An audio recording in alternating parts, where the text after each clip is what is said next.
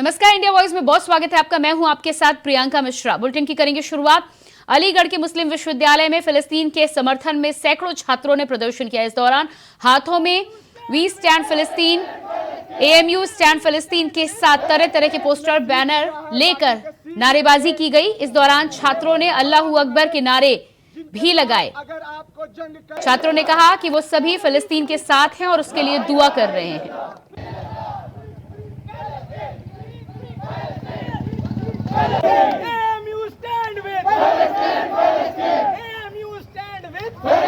ने सीख लिया है, बाकी के सीख लेंगे। ये वो काम है जिनके साथ। तो जिस तरह से आप ये तस्वीरें देख पा रहे हैं, अलीगढ़ मुस्लिम यूनिवर्सिटी में फिलिस्तीन के समर्थन में नारे लगे। आप देख पा रहे हैं किस तरह से छात्रों ने रात में जुलूस निकालकर फिलिस्तीन के समर्थन में प्रदर्शन किया, साथ ही साथ नारे और धार्मिक नारेबाजी भी करते हुए नजर आए।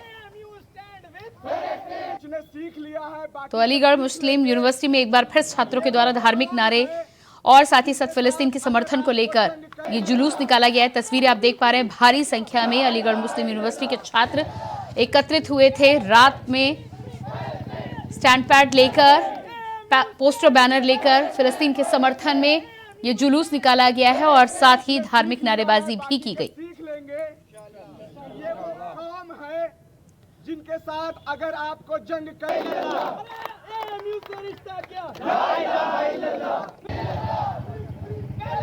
तो वी स्टैंड विद फिलिस्तीन के नारे लगे, साथ ही साथ अल्लाहू अकबर के भी धार्मिक नारों के साथ ही छात्रों का ये प्रदर्शन देखने को मिला है। रात में ये जुलूस निकाला गया और भारी संख्या में एएमयू के छात्र इस जुलूस में शामिल हुए थे। आप देख पा रहे हैं किस तरह से छात्रों की भारी भीड़ सड़कों पर देखने को मिली है। पोस्टर बैनर के साथ ये छात्र सड़कों पर उतरे थे। रात में सड़कों पर भारी संख्या में छात्रों के द्वारा फिलिस्तीन के समर्थन में ये जुलूस निकाला गया, धार्मिक नारेबाजी की गई और साथ ही साथ वी स्टैंड फिलिस्तीन के नारों के साथ ये छात्र आगे बढ़ते हुए नजर आए। ये वो काम है जिनके साथ अगर आपको जंग।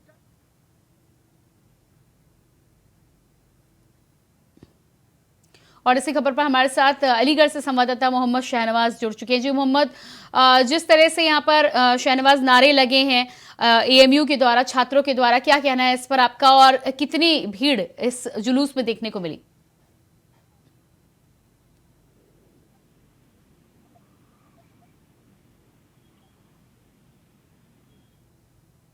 गेट तक विरोध प्रदर्शन किया, उनके प्रोटेस्ट गया और कई छात्रों का साफ तौर पर कहना है फिलिस्तीन छात्रों को, फिलिस्तीन में जो उनके द्वारा छात्रों की तरफ आगे फिलिस्तीन जुल्म मुल्क है और इस लगातार फिलिस्तीन के ऊपर जुल्म कर रहा है।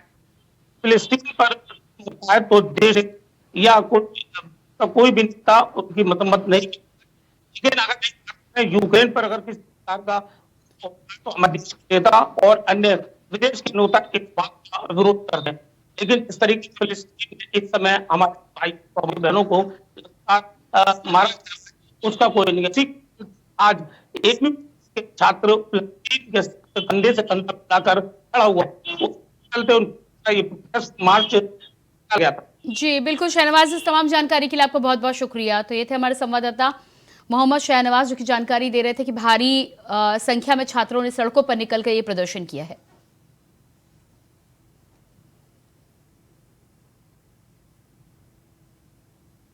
और इसके बाद बात करेंगे अगली ब्रेकिंग की। मध्य प्रदेश से खबर है। मध्य प्रदेश के लिए बीजेपी ने जारी की चौथी लिस्ट। मध्य प्रदेश के लिए बीजेपी ने जारी की चौथी लिस्ट। चौथी लिस्ट में 57 प्रत्याशियों के नामों का ऐलान। चौथी लिस्ट में 57 प्रत्याशियों के नामों का ऐलान। बुधनी से विधानसभा चुनाव लड़ेंगे सीएम शिवराज सिंह चौहान। बुधनी से विधानसभा चुनाव लड़ेंगे सीएम शिवराज सिंह चौहान। रीवा से राजेंद्र शुक्ला को मिला टिकट। सिरमौर से दिव्यराज सिंह लड़ेंगे चुनाव। वहीं देव तालाब से गिरीश गौतम, मऊगंज से प्रदीप पटेल को टिकट। तो भारतीय जनता पार्टी की चौथी लिस्ट भी जारी हो गई है। इससे पहले भारतीय जनता पार्टी ने मध्य प्रदेश के लिए अपनी पहली और दूसरी लिस्ट जारी कर दी थी। ऐसे में चौथी लिस्ट के साथ ही साथ मुख्यमंत्री शिवराज सिंह चौहान की सीट को लेकर भी सस्पेंस खत्म हो गया है। मध्य प्रदेश के लिए बीजेपी ने जारी की है अपनी चौथी लिस्ट। गौतम, मऊगंज से प्रदीप पटेल को टिकट। बिधुनी से लड़ेंगे मुख्यमंत्री शिवराज सिंह चौहान। बुधनी से लड़ेंगे विधानसभा चुनाव। मुख्यमंत्री शिवराज सिंह चौहान, उनकी सीट को लेकर सस्पेंस खत्म हो चुका है। देव तालाब से गिरीश गौतम और मऊगंज से प्रदीप पटेल को टिकट। रीवा से राजेंद्र शुक्ला को मिला है टिकट। सिरमौर से दिव्यराज सिंह लड़ेंगे चुनाव। देव तालाब से गिरीश गौतम तो मऊगंज से प्रदीप पटेल को टिकट।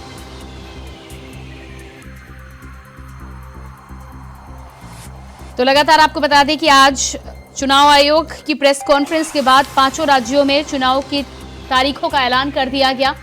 17 नवंबर को मध्य प्रदेश में चुनाव होने हैं और ऐसे में भारतीय जनता पार्टी की आज चौथी लिस्ट भी जारी हो गई है। इससे पहले भारतीय जनता पार्टी अपनी 3 लिस्ट जारी कर चुकी है। सबसे पहले मध्य प्रदेश में भारतीय जनता पार्टी ने अपनी लिस्ट जारी की थी और इसके साथ ही साथ मुख्यमंत्री शिवराज सिंह चौहान की सीट को लेकर भी सस्पेंस खत्म हो चुका है। रीवा से राजेंद्र शुक्ला तो बुधनी से शिवराज सिंह चौहान चुनावी मैदान में नजर आएंगे।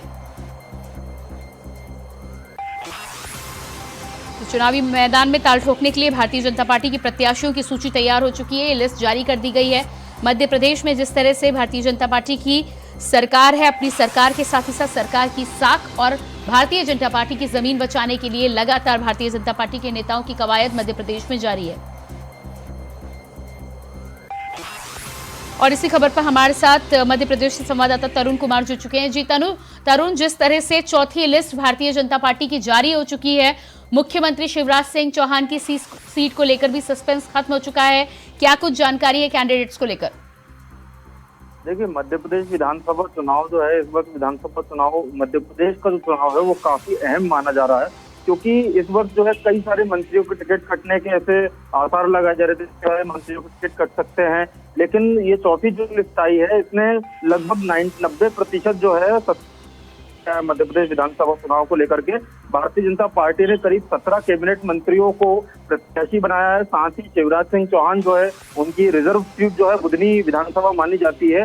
बुधनी विधानसभा से शिवराज सिंह चौहान जो है चुनाव लड़ेंगे इस साल, और 17 कैबिनेट मंत्री इसमें जो है चुनाव लड़ रहे हैं। 17 कैबिनेट मंत्रियों को प्रत्याशी इन्होंने बनाया है, जिसमें नरोत्तम मिश्रा है, राजेंद्र शुक्ला है, कई सारे ऐसे मंत्री हैं जो विधानसभा चुनाव इस बार लड़ेंगे। जी तरुण, इसके अलावा क्या कुछ ऐसे लोग भी हैं जिनका टिकट काटा गया है? कई सारे ऐसे लोग हैं, सिंधिया समर्थक हैं, कई सारे सिंधिया समर्थकों के भी टिकट काटे गए हैं, और कई पुराने लोग हैं, दिग्गज लोग हैं, उनके भी टिकट काटे गए हैं। कई सारे लोग हैं जिनके नाम अभी सामने नहीं आए हैं, लेकिन बगावत, अब लिस्ट जारी हुई, धीरे धीरे बगावत शुरू होगी, पार्टी में नाम सामने आएगा, लोग जो है बगावत करेंगे। जी बिल्कुल। इसके अलावा तरुण, जिस तरह से माना जा रहा था कि भारतीय जनता पार्टी में परफॉर्मेंस के आधार पर टिकट दिए जाएंगे, साथ ही साथ एज फैक्टर भी बड़ा माना जा रहा था। कई बार जो वहां से विधायक रह चुके हैं, हो सकता है वहां पर भारतीय जनता पार्टी युवा चेहरे को प्राथमिकता देती हुई नजर आए। तो ऐसी जो लिस्ट जारी हुई है उसमें ऐसा कुछ नजर आ रहा है आपको?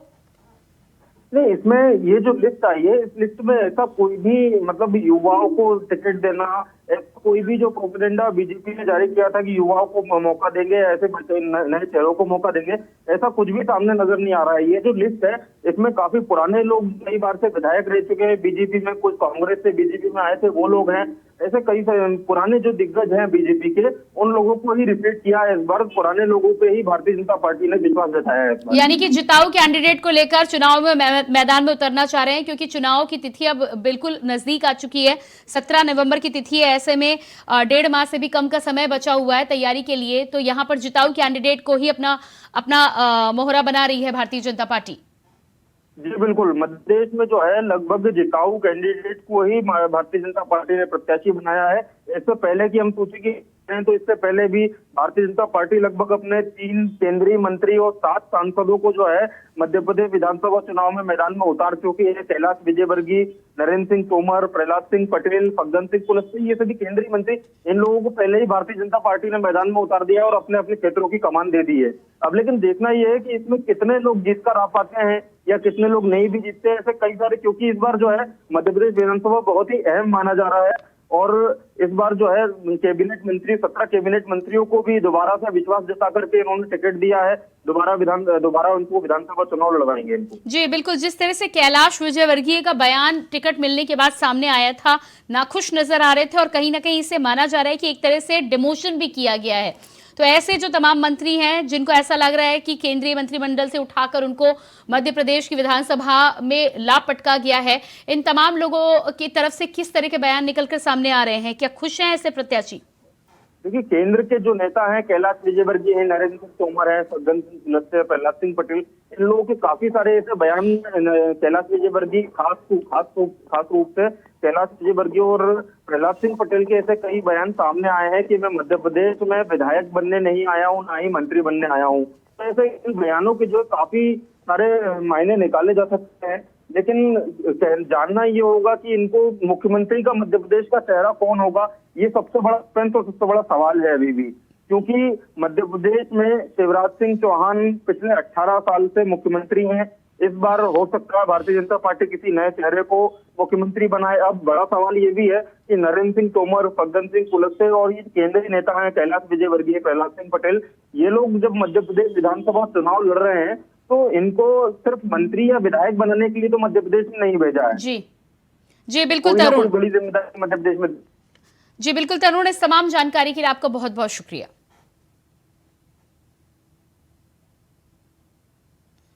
और अब बात करते हैं अगली खबर की। मैनपुरी में अखिलेश यादव ने देवरिया जिले में हुए जघन्य हत्याकांड पर बयान दिया है। अखिलेश यादव ने कहा है कि मामले में सही कार्रवाई होने की बजाय दो जातियों की राजनीति हो रही है। मैं ऐसी कोई भी बात नहीं कहना चाहता हूं जिससे कोई माहौल बिगड़े, लेकिन ये बात आप लोगों को स्वीकार करनी पड़ेगी कि सबसे ज्यादा जातिवादी अगर कोई पार्टी है तो वो भारतीय जनता पार्टी। उस घटना में भी बीजेपी लाभ लेना चाहती है।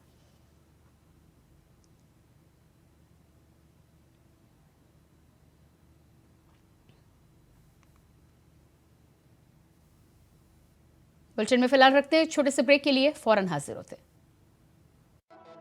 ब्रेक के बाद बात करेंगे अगली खबर की। मुरादाबाद में दोस्त ने सुल्फा नहीं दिया तो उसकी पत्थर से कुचलकर हत्या कर दी गई और हत्या करके शव को झाड़ियों में फेंक दिया गया। शव को छुपाने के लिए उस पर बड़ा सा पत्थर रख दिया गया। जब सुबह हुई तो हत्यारे ने खुद ही पुलिस को झाड़ियों में शव पड़े होने की जानकारी दी। बताया गया कि दोनों ही पक्के दोस्त थे। पुलिस ने हत्या का खुलासा कर आरोपी को जेल भेज दिया है। पूरा मामला मुरादाबाद के थाना कटघर का बताया जा रहा है।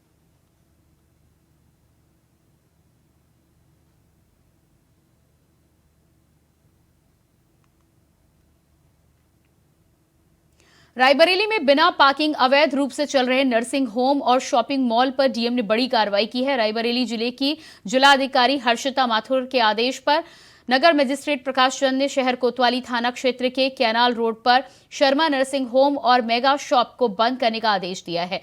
नगर मजिस्ट्रेट प्रकाश चंद ने बताया है कि ये दोनों ही संस्थान बिना पार्किंग के संचालित हो रहे थे। इसके अलावा उन्होंने ये भी जानकारी दी कि बिना पार्किंग के संचालित होने वाले अन्य संस्थानों को भी चिन्हित करके उन पर कार्रवाई की जाएगी और जो भी संस्थान प्रशासन के आदेश का पालन नहीं करेगा उस पर आईपीसी की धारा 188 के अंतर्गत मुकदमा दर्ज किया जाएगा।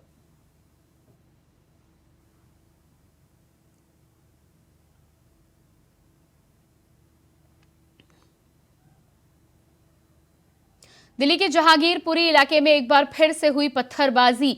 बच्चों के आपसी विवाद में दो पक्षों में एक दूसरे पर खूब पत्थर बरसाए गए। झगड़े में घर की औरतों को मारने की कोशिशें भी की गई, अभद्र व्यवहार भी किया गया। घटना का सीसीटीवी फुटेज भी सामने आया है। फिलहाल पुलिस मामले की जांच में जुट गई है।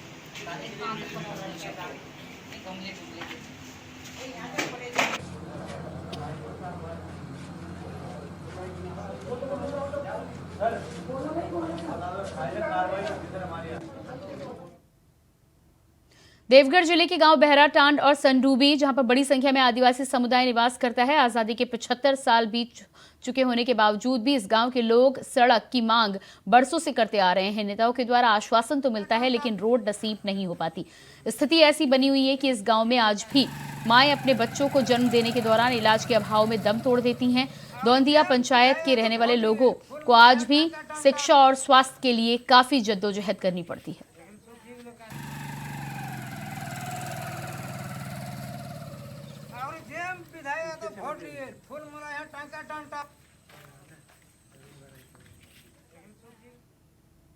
जौनपुर के थाना शाहगंज और सरपतहा में संयुक्त पुलिस की टीम के साथ मुठभेड़ में 2 अंतरजनपदीय शातिर लुटेरों को गिरफ्तार किया गया है। जब मुठभेड़ के दौरान एक अभियुक्त के पैर में गोली लगी है। लुटेरों के कब्जे से पुलिस ने 2 बाइक, 1 तमंचा, 1 जिंदा कारतूस, 7,150 रुपए की नकदी बरामद की है।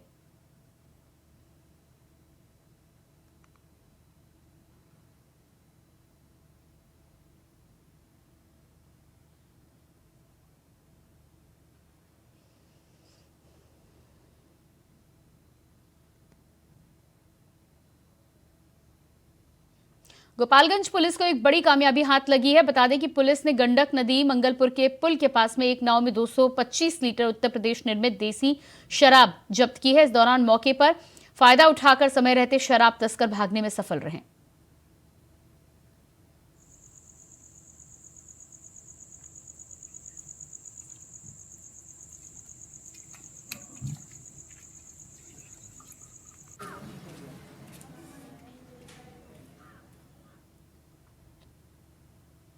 झांसी के उल्दन थाना की चौकी जंगरा प्रभारी में शशांक मिश्रा ने रविवार को देर रात अपनी पत्नी को गोली मार दी।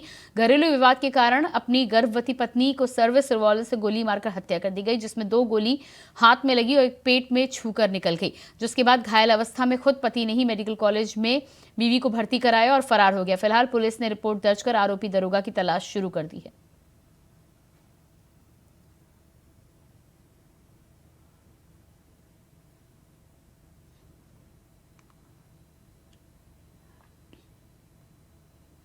हरियाणा के यमुनानगर में करेड़ा मॉडल टाउन थाना जटलाना एरिया में एक युवक की दर्दनाक मौत हो गई है। बता दें कि जटलाना क्षेत्र के रहने वाला गौरव माइनिंग क्षेत्र में जेसीबी मशीन पर हेल्पर का काम करता था। गौरव के परिजनों को इस बात की सूचना मिली तो वो मौके पर पहुंचे। इस दौरान मौजूद माइनिंग कर रहे लोगों ने बताया कि जेसीबी मशीन की चपेट में आने से गौरव की मौत हुई है। साथ ही साथ मृतक के परिजनों ने अस्पताल में पहुंचकर हंगामा करते हुए हत्या का आरोप लगाया है। इस इलाके का तो नाश कर दिया उन्होंने, सारे यमुनानगर का नाश कर दिया।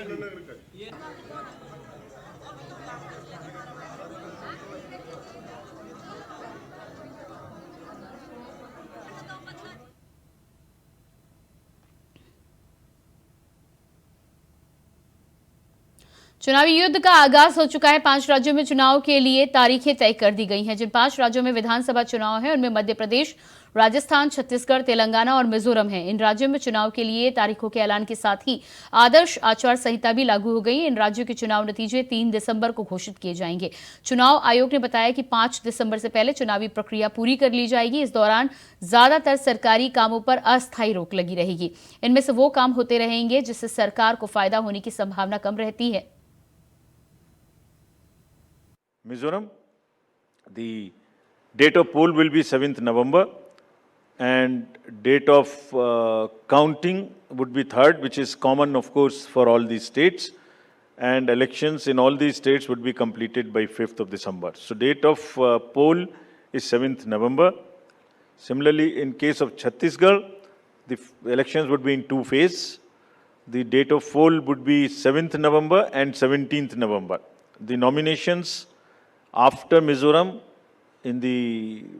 for the first phase of the Chhattisgarh would happen on 20th, the 13th, and the last date would be 20th. Date of poll being 7th November, and for phase 2, 17th November.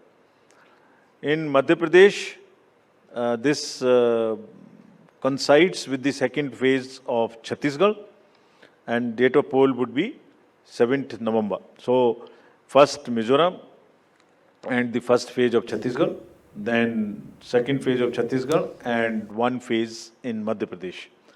Thereafter, Rajasthan, where the date of poll will be 23rd November in 1 phase entirely in Rajasthan. The date of issue of Gazette notification would be 30th October, and date of counting for everyone being 3rd of December. Telangana would go last to the poll, and date of poll is 30th November, with the date of issue of Gazette notification being 3rd of November. And the entire election process would be complete by 5th of December. So this is what is the schedule. हो गया चुनावी शंखनाद। 5 राज्यों में चुनाव की तारीखों का ऐलान। 4 राज्यों में 1 चरण में होंगे मतदान। छत्तीसगढ़ में 2 चरणों में होगा मतदान। मध्य प्रदेश में 17 नवंबर को होगा मतदान। राजस्थान में 23 नवंबर को होगा मतदान। राजस्थान में 23 नवंबर को मतदान। तेलंगाना में 30 नवंबर को होगा मतदान। छत्तीसगढ़ में 7 नवंबर और 17 नवंबर को मतदान। 3 दिसंबर को होगी मतगणना। 5 राज्यों में चुनाव की तारीखों का ऐलान। एमपी में 230 सीटें, राजस्थान में 200 सीटें, तेलंगाना में 119 सीटें, छत्तीसगढ़ में 90 सीटें, मिजोरम में 40 सीटें।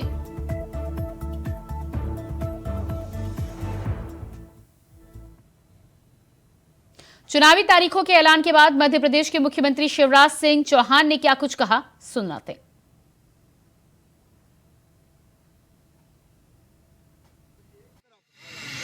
जनता से ये प्रार्थना करता हूँ कि चुनाव सरकार बनाते हैं, चुनी हुई सरकार बनती है जो प्रदेश का और जनता का भविष्य तय करती है। तो सभी मतदाता भाई और बहन इस चुनाव में बढ़ चढ़कर भाग लें, उत्साह के साथ भाग लें। मैं राजनीतिक दलों से ये अपील करना चाहता हूँ कि मध्य प्रदेश शांति का टापू है, शालीनता का प्रतीक है। देखिए, चुनाव हम जरूर लड़ें, लेकिन चुनाव लड़ते समय हम व्यक्तिगत आरोप प्रत्यारोप उनसे बचें। ये शत्रुता नहीं है, तो विचारधाराओं का संघर्ष है। कौन सी पार्टी आनी चाहिए, सब शालीनता के साथ बड़प्पन से अपनी अपनी बात कहे, सरकार अपनी बात कहे, प्रतिपक्ष अपनी बात कहे, और बहुत अच्छे माहौल में मध्य प्रदेश का चुनाव हो, ये मेरी सबसे अपील। एआईएमआईएम की राजस्थान और तेलंगाना में भी चुनाव लड़ रही है। ऐसे में चुनावी तारीखों के ऐलान के बाद असदुद्दीन ओवैसी ने क्या कुछ कहा, वो भी आपको सुनाते हैं।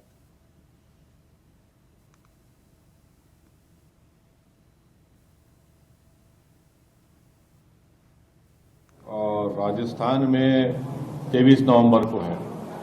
तो राजस्थान में हमने अपने 3 कैंडिडेट्स का तो अनाउंस कर चुके हैं और तेलंगाना का भी अनकरीब में कर देंगे। और ईसीआई ने जो डेट्स दिए हैं, हमारी पार्टी इस इलेक्शन के लिए शुरू से ही तैयार थी और तैयार है।